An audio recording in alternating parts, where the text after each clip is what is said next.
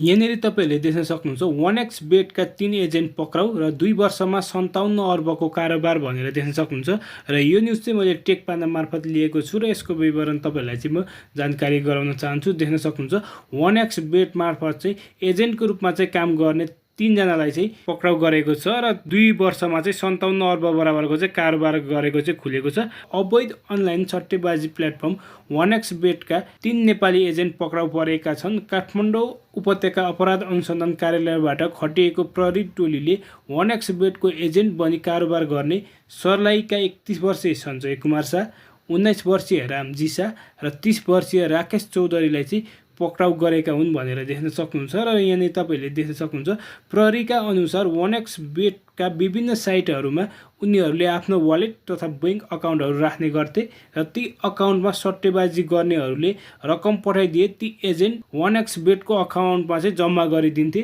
र ती यसरी जम्मा गरे बापत चाहिँ उनीहरूले 7% चाहिँ कमिसन राखेर क्रिप्टो मार्फत उनीहरूले चाहिँ 1xbet को कम्पनीलाई चाहिँ पैसा पठाउने काम गर्दथे भनेर देख्न सक्नुहुन्छ र उनीहरूले चाहिँ 7% चाहिँ कमिसन राखेर एजेन्टको रूपमा काम गरेर चाहिँ 1xbet कम्पनीलाई चाहिँ सम्पूर्ण पैसाहरू पठाउने काम गर्थे र यहाँ देख्न सक्नुहुन्छ 1xbet को प्लेटफर्ममा वालेट र बैंक अकाउन्टको विवरण फेला पारेपछि प्रहरीले त्यसको सञ्चाल पहिचान गर्नेतर्फ काम थालेको थियो र टेकपानासँग कुराकानी गर्दै प्रहरी उपरीक्षक रविन्द्र रेग्मीले चाहिँ यसबारेमा जानकारी गराएका थिए र यहाँ तपाईले देख्न सक्नुहुन्छ प्रहरीको प्रारम्भिक अनुसन्धानबाट चाहिँ आरोपी 3 जनाले विभिन्न मोबाइल नम्बरबाट 21 वटा कनेक्ट आइपी अकाउन्ट खोली 98 वटा बैंक अकाउन्टसँग लिङ्क गरेको खुलेको छ र सोही अकाउन्टबाट हालसम्म 57 करोड 41 लाख 57,000 रुपैयाँ बराबरको चाहिँ कारोबार भएको प्रहरीले जनाएको छ भनेर तपाईले यहाँ देख्न सक्नुहुन्छ र यहाँनिर अझै तपाईले चाहिँ न्यूजहरु हेर्न सक्नुहुन्छ र यो न्यूजको लिंक चाहिँ म भिडियोको डिस्क्रिप्सनमा पनि राखिदिन्छु,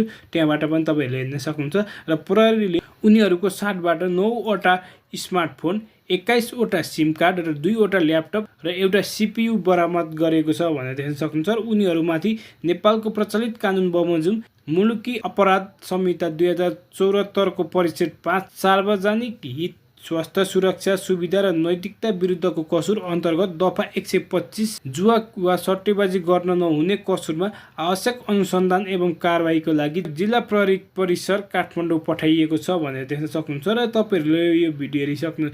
थाहा पाइसक्नु भएको छ कि 1xbet का चाहिँ एजेन्टहरु पक्राउ गरिएको छ र तपाईहरु पनि यस्तो बेटिङ साइटमा चाहिँ लाग्नु भएको छ नि कृपया यस्तो इलिगल काम चाहिँ नगर्नु हुन म चाहिँ अनुरोध गर्दछु र जुनसुकै बेला तपाईहरु पनि यस्तो काम गरिरहनु भएको छ भने चाहिँ पक्राउ पनि पर्न सक्नुहुन्छ। र आजको भिडियो चाहिँ यति नै रहेको छ साथीहरु, धन्यवाद।